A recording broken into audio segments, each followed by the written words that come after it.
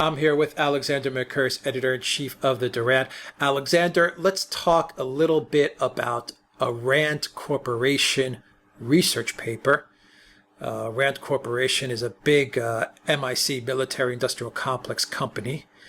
And they did a research paper, and the best way I could summarize this research paper, the title of it is Overextending and Unbalancing Russia. And the excerpt is Accessing the Impact of Cost-Imposing Options. So very academic title and excerpt, but the best way I can sum up this this study by RAND Corporation is the various ways you can destroy Russia. And Alexander, what are your first thoughts when you read this research paper? Then we'll dig into it a little deeper. What were your first thoughts that came to mind as you read through it? Well, the first thing I thought was that this accurately reflects what the policy of the deep state is in the United States. I mean, to be very clear about this, the RAND Corporation, which was set up during the Cold War, at the beginning of the Cold War in 1948, is the US deep state's major think tank. It does its analysis. In fact, the RAND Corporation launched the whole concept of geopolitical and political analysis that we've seen so widely adopted around the world. So this is absolutely something that the deep state is involved in. And the RAND Corporation, though, as I said, it's a semi-public, semi-private body, is funded to a great extent by the US government, especially by the US military. And there is no doubt that this is the deep state's policy.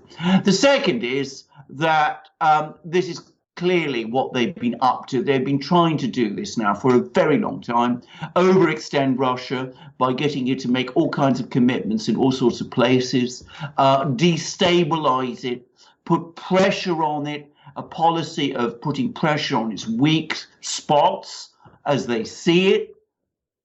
It's very reminiscent of policies that the US followed, especially during the later stages of the Cold War, in the ultimately successful US policy of destabilizing the Soviet Union, though I should stress a policy that only succeeded because of certain steps that the Soviet leaders themselves took, which played straight into the hands of the US. And the last thing I was going to say about this is how completely utopian and unreal this is, because of course the Russians can read all of this thing. They've learned all the lessons of what happened to the Soviet Union, and they are extremely careful not to fall into the kind of traps that the RAND Corporation is discussing in this policy paper, and which the US deep state is obviously engaging in. So it shows to me the extreme hostility of the US government, of the US, let's put it, of the US deep state, not everybody in the US government, to Russia.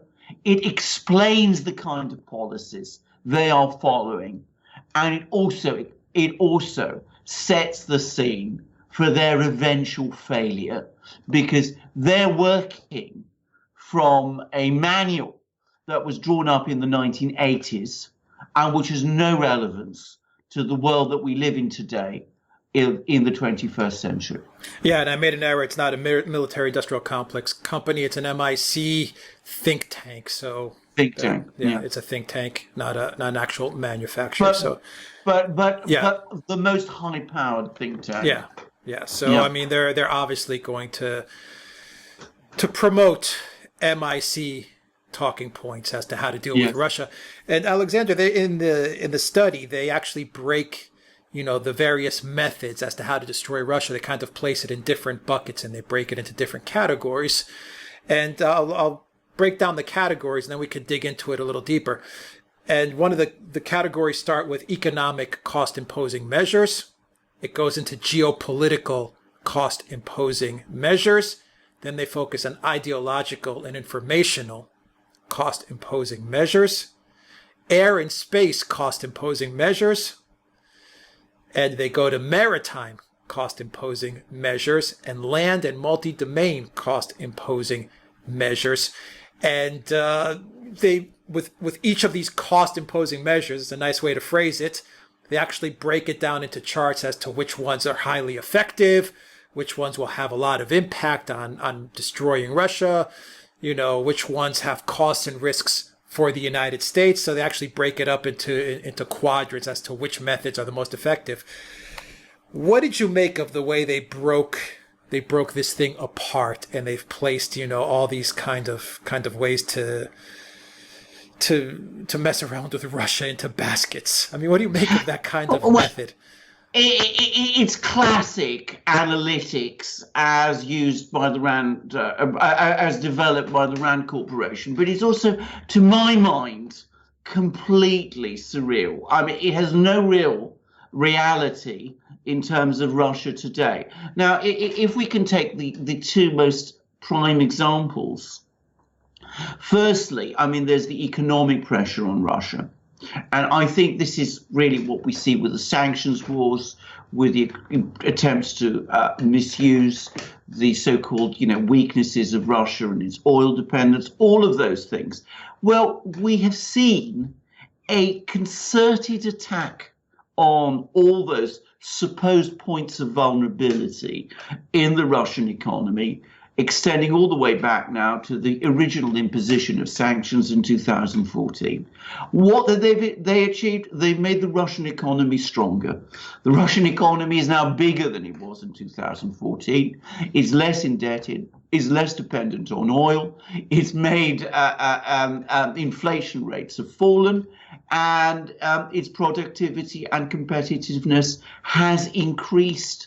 This kind of policy on the so-called pressure points, it's not making the Russian economy weaker, it is merely making it less dependent upon the United States, because that is how the Russians would react to these things and how the Russians are reacting to these things.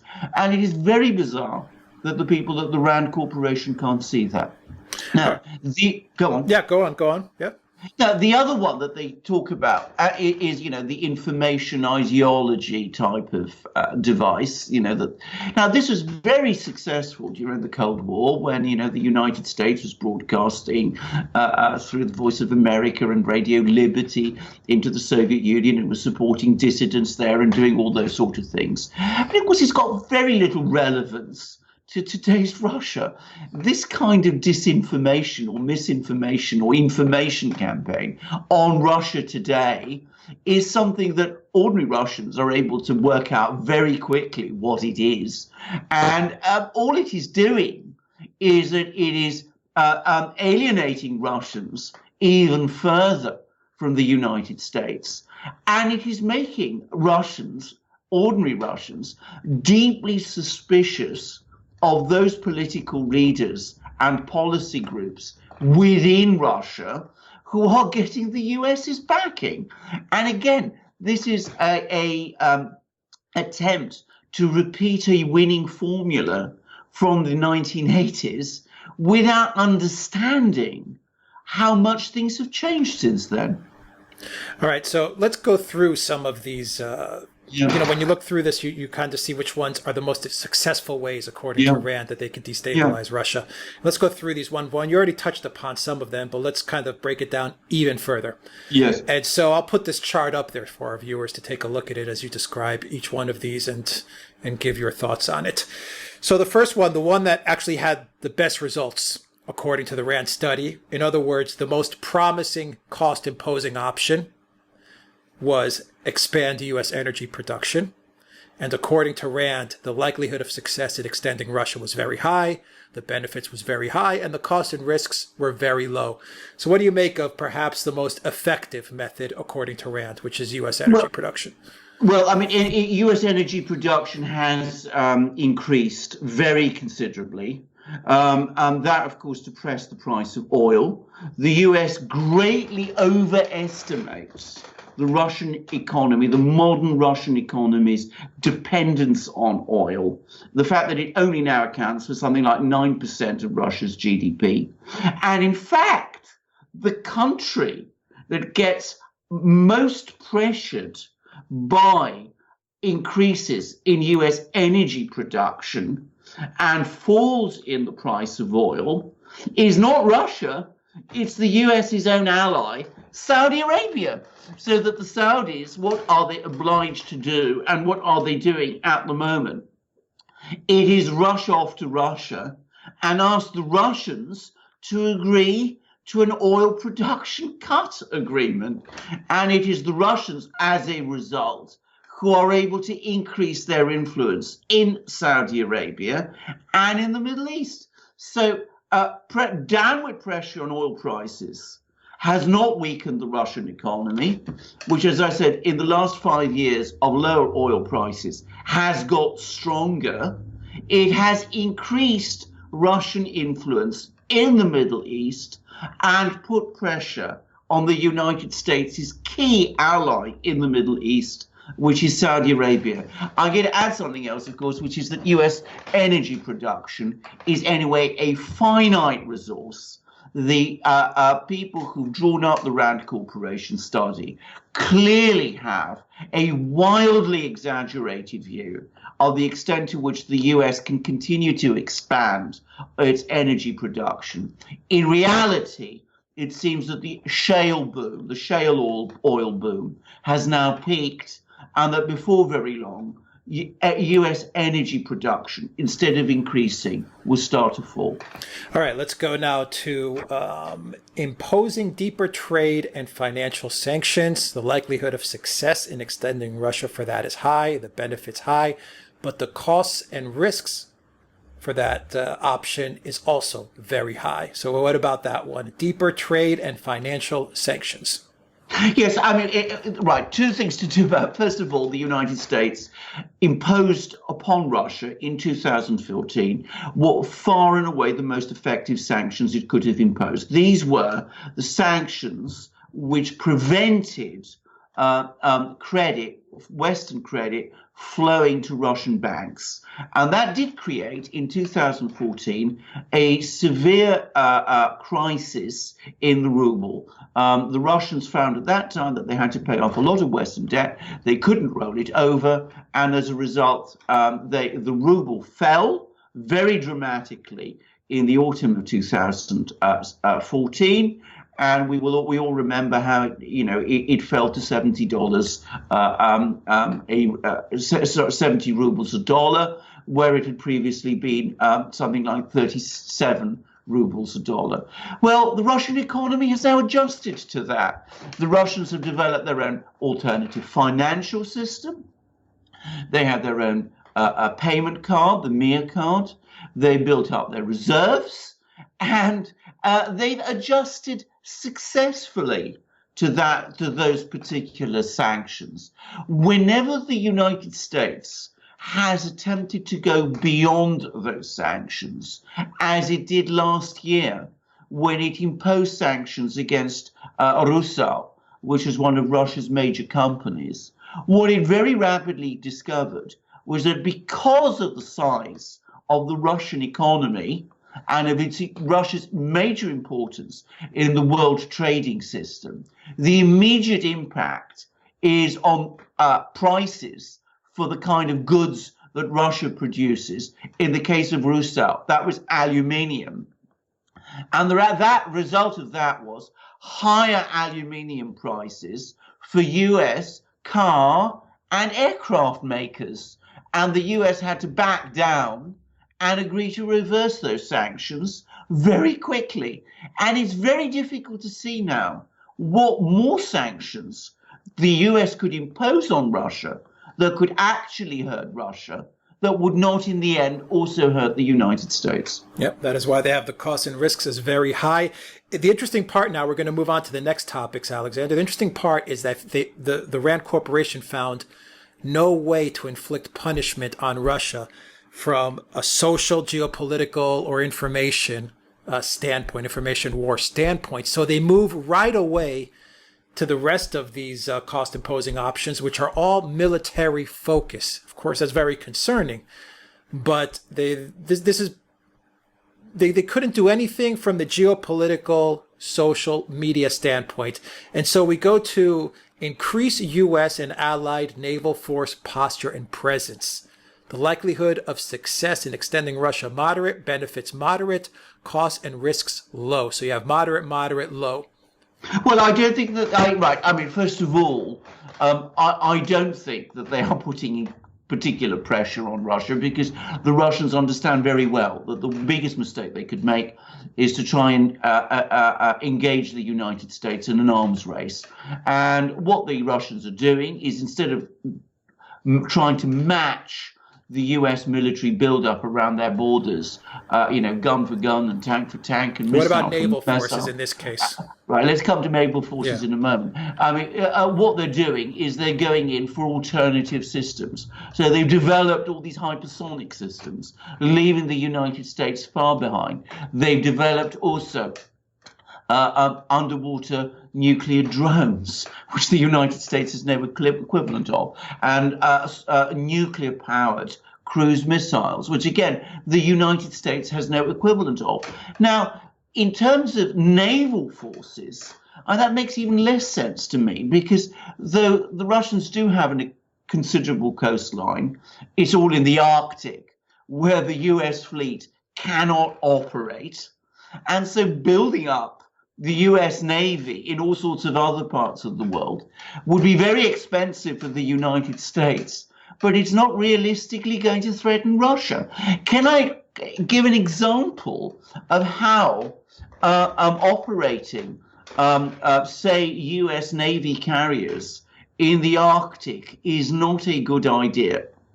Firstly, it would bring those carriers, hugely expensive carriers, within range of Russian land-based aircraft and missiles.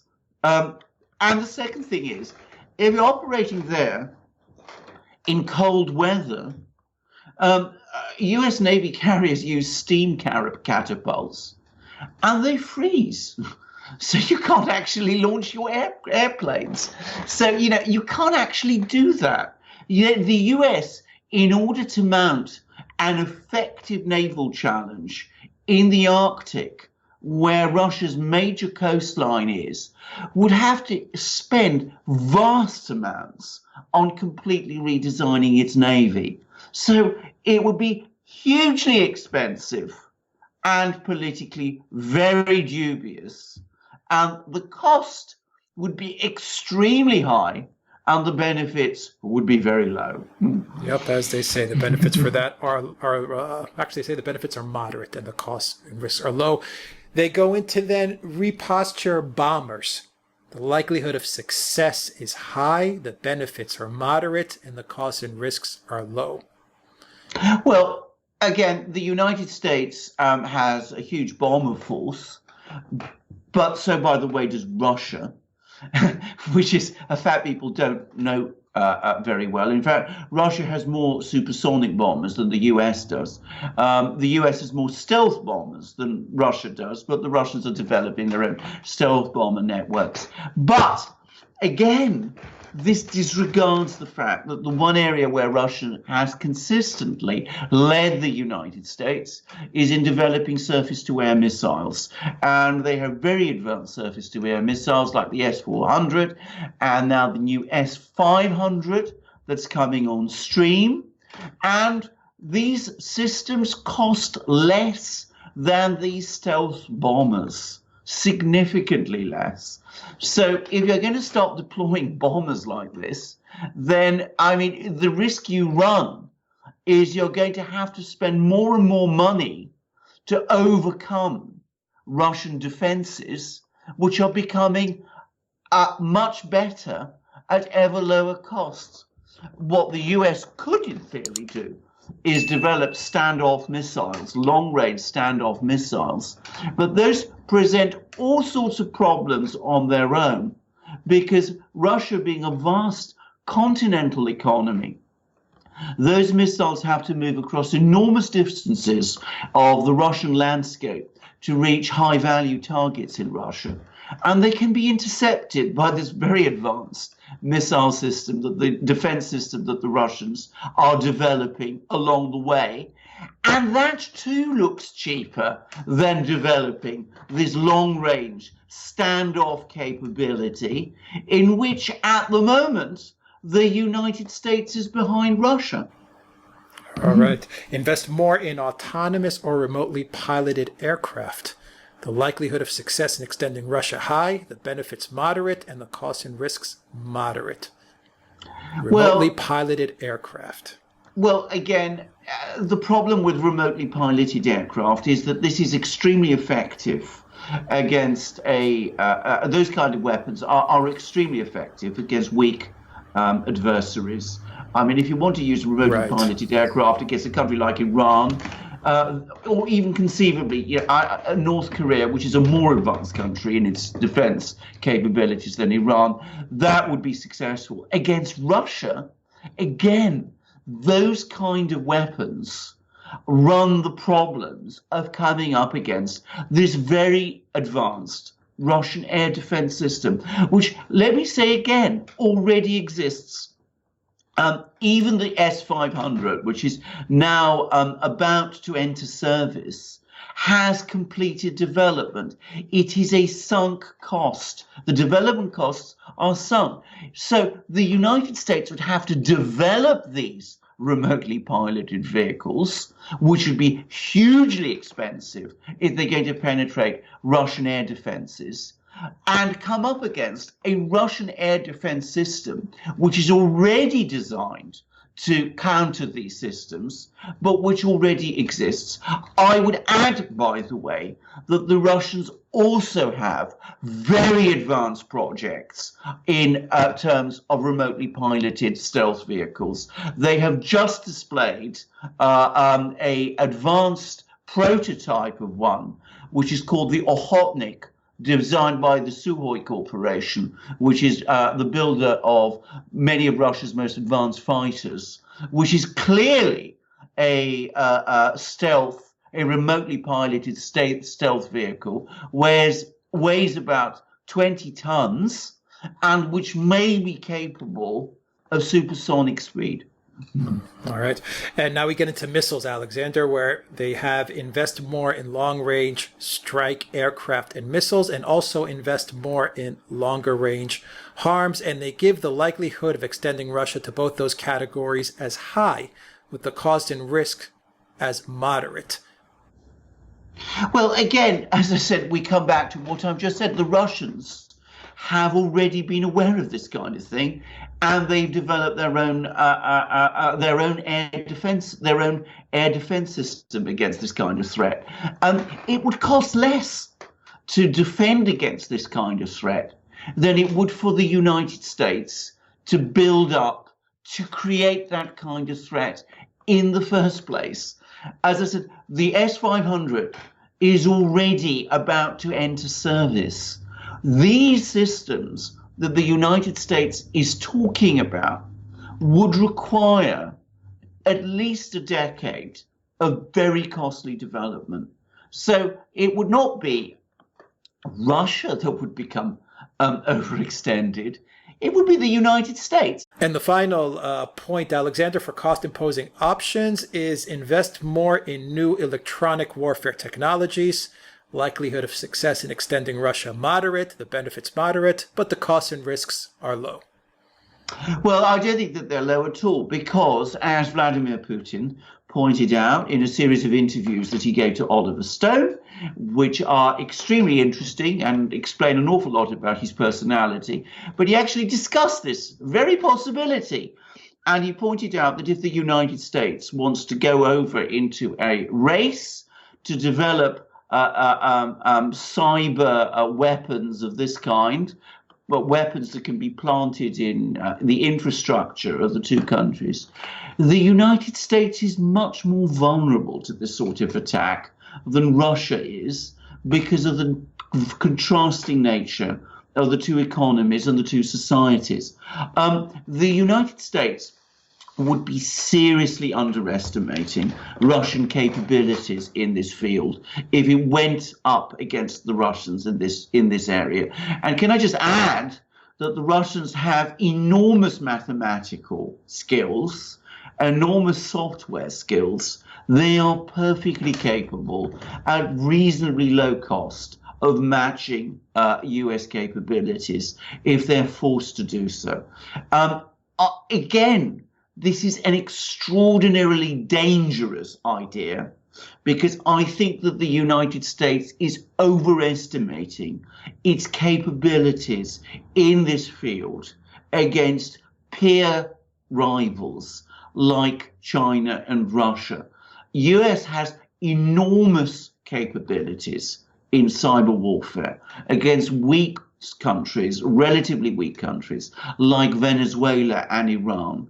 Russia and China are not like Venezuela and Iran, and that they can undoubtedly match the US in this field at much lower cost.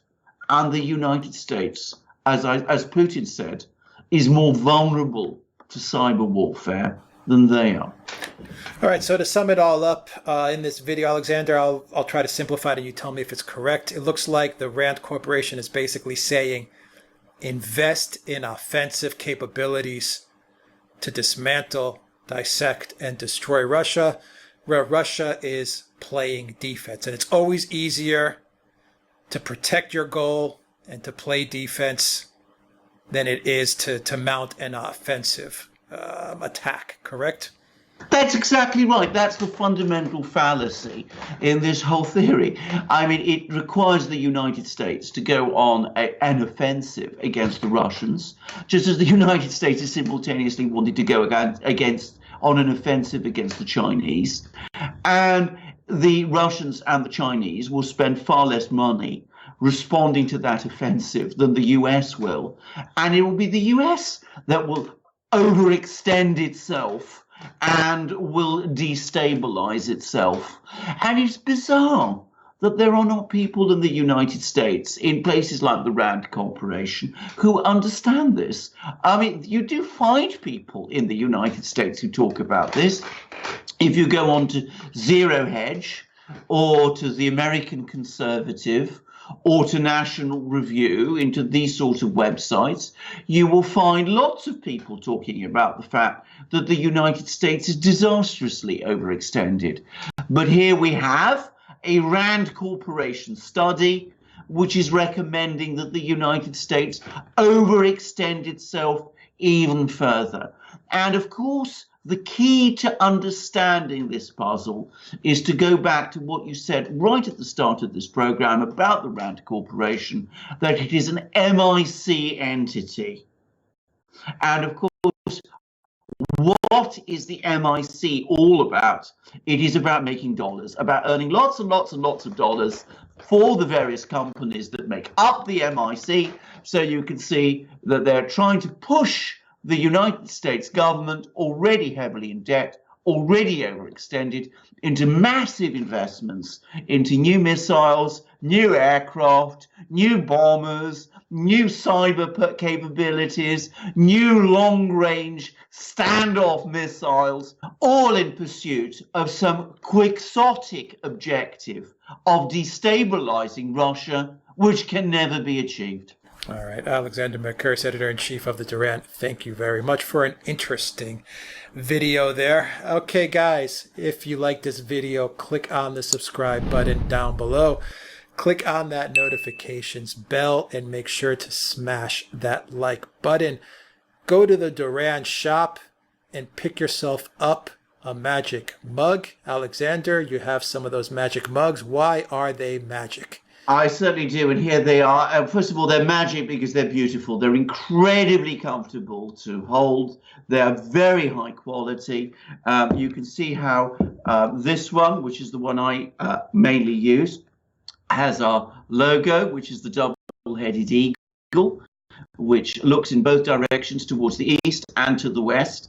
And I drink tea from it, which is my favorite drink. Earl Grey mainly, by the way, but also green tea quite a lot. And some Chinese oolongs too. And this is Catherine's mug, which has the coat of arms of Moscow.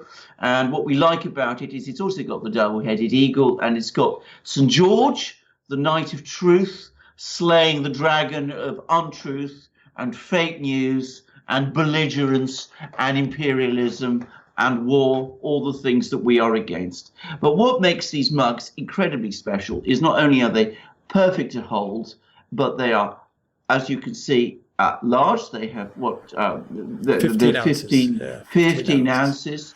They're incredibly refreshing. They enable you to get through long hours of hard work, which Alex and I work incredibly hard to get all this information to you.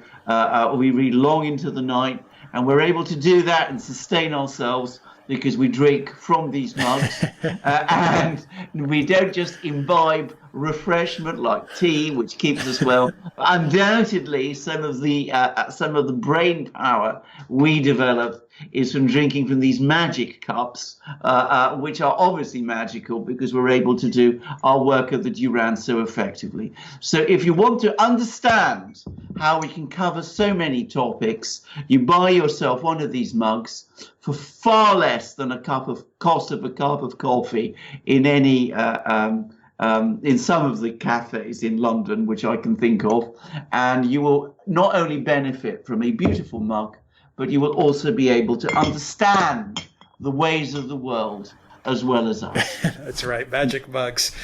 And guys, you can also donate to us on PayPal, Patreon, and now Subscribestar as well. Those links in the description box down below. You can follow us on Instagram, the Duran_com. And you can also get an audio copy of this video. Follow us on iTunes and on Soundcloud.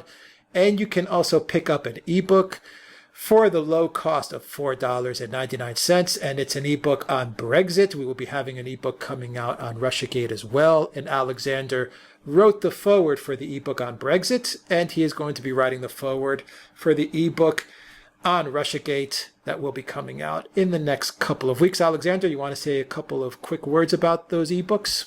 Yes, indeed. I mean, the aim of our books, just as the aim of our videos, is to explain things and to show to our viewers how ultimately simple things are. People try to do, what the powers do, the deep state of the United States, the political establishment tries to do in Britain, is they try to make you think that something is very complicated. They say in Britain, Brexit is very, very complicated. There are all these trade issues and complicated issues, and you have all these enormously intricate parliamentary intrigues, which we analyze and explain carefully in our videos and which we discuss in our book. And they did the same with Russiagate. They made Russiagate look incredibly complicated. But the reality is that Brexit, as we explain in our book, and as we explain in our foreword, is very simple. The British people voted to leave the European Union. The political establishment wanted to stop them doing so. And as we predicted, and as is set out in our foreword, we predicted back in 2016 that those kind of political games would lead to a reaction in the form of a political movement that would sweep the board outside London across England and Wales and tip the political class into crisis. And with the rise of Nigel Farage and the Brexit Party, we have seen just that. And the same is true of Russiagate. We see this extraordinary, complicated story about Donald Trump's campaign colluding with the Russians, about Donald Trump being the supposed Siberian candidate. And when you drill down into it, you see that there was actually nothing there in terms of those allegations. But the truth was very simple. It was all the dirty tricks campaign originally to get Hillary Clinton elected by smearing Donald Trump as a Russian agent, which then morphed into a deep state attempt to try to prevent Donald Trump consolidating his position as president of the United States and carrying out the policies that he committed himself to during the presidential election campaign. So that's the purpose of our books, to explain these things and to show the underlying simplicity behind all the smoke of complexity that the deep states and the establishments are creating. All right, and you can get a copy for that book. Once again, the link is in the description box down below. Alexander Mercouris, Editor-in-Chief of the Duran, thank you very much. Until next time, everybody, take care.